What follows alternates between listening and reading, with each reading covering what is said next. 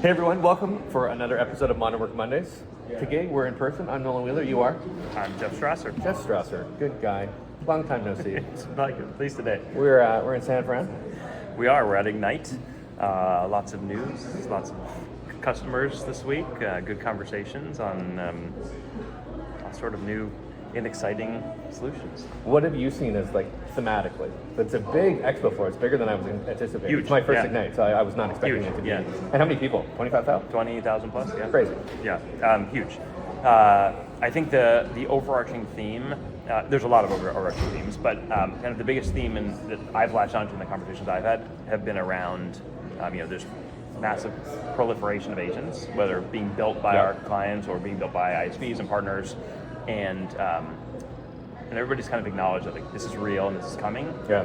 And how are we going to get them under control? How are we going to assign them with identities? How are we going to secure them? How are we going to govern them from what they have access to, how they're being used, who owns them, what happens if the person who built them, if they're low-code agents, leaves the company, and kind of the life cycle behind them. Mm-hmm. And so, now with some of the announcements, the tooling is starting to be there on how we manage this, this agent ecosystem,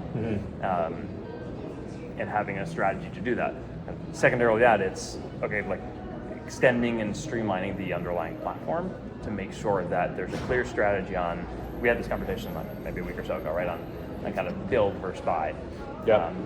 And for those building, making sure that there's a clear and consistent underlying platform to build on, to govern, to secure, to decommission when the time comes to decommission, and then and integrate with existing systems or new systems. And in our conversations at retail, that's store level systems, that's operational processes, that's inventory data, that's customer data, that's process. So anywhere we can start now quickly and rapidly developing these experiences to bring value to the business. And the faster we can bring the market, as long as we know they're secure and done the right way, the faster our customers are going to get value from them. Super cool. Yeah, my guys are super excited to see some of the low code, no code. Hey, dump a bunch of files into SharePoint. We've been doing that, but it's been you got to build some of those bridges, but within Foundry and within Copilot. Hey, here's actually something real, and then that just unlocks the whole I'd like to start, but I don't know where to start. Yeah. I think that really to do it well, you've got to get an SI involved. You've got to get real resources into it. But I think that it's hard to get to that point where you say we're going to spend and we're going to commit to the project without having a little sandbox to play with to go oh, this is real and this is actually going to stay. Totally. And sandboxes are great. There's a lot of experimentation happening.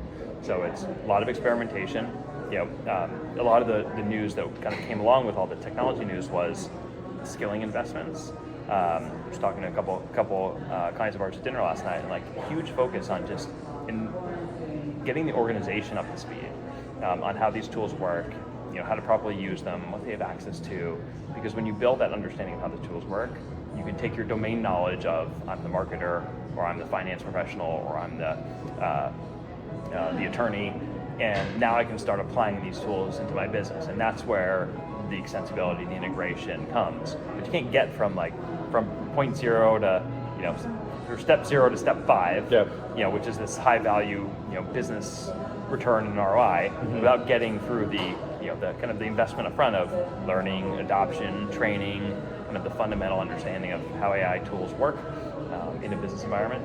And so that work has to happen. And so huge focus from our part on making sure organizations are teaching, skilling, and getting their teams understanding how to use the tools so they can envision all these amazing high value scenarios. Cool. Close this out. We are standing behind the sign, or in front of, I think we're in front of the sign. Lumen, we're here with them because we're looking at the whole scenario of legacy voice and latency, because we have more patience we find in an application where you see the bouncing icon, where you see what's very clever now is thinking, right? That's what's engaging people to wait and think, but it's just there's this perception with voice that latency seems longer than it really is versus looking at a screen and looking at the body thinking. So curious your take, maybe close this out in terms of on edge, Azure instances, and then of course Lumen being a key piece of the fiber network to make that latency as low as possible. There's no spinning balloon or wheel, right? In voice. And so waiting, 2-3 seconds of silence on a radio is frustrating if you wonder what's happening. And so finding the scenarios where in a store, especially in a highly distributed environment like that where you have hundreds of thousands of Yeah. stores. But that's same in manufacturing and healthcare and banking, transportation. Making sure that the highest frequency interactions are available locally, and then the kind of higher intensity compute, or maybe the less used but larger warehouses of data are sitting back in the cloud, and that experience is high performance and low latency, so you don't have that gap. So the architecture needs to be a balance of what's the use case, what's able to run local, what are the higher compute, higher bandwidth needs, and making sure that experience is really seamless. Because just as much as customers don't have the patience, like employees on the front line don't have the patience either, and will very quickly stop using the tools that are designed to make their jobs better if they're not working as we'd expect as consumers, if we expect things to work. Yeah, I love that. Balanced, hybridized, that's kind of the way to go. So I love it when we get to do these together, maybe four times a year. Yeah. And there we are. Yeah. See you next week, but not in person. No, see you soon. Yeah, you got it. All right, thanks, All right. Luke.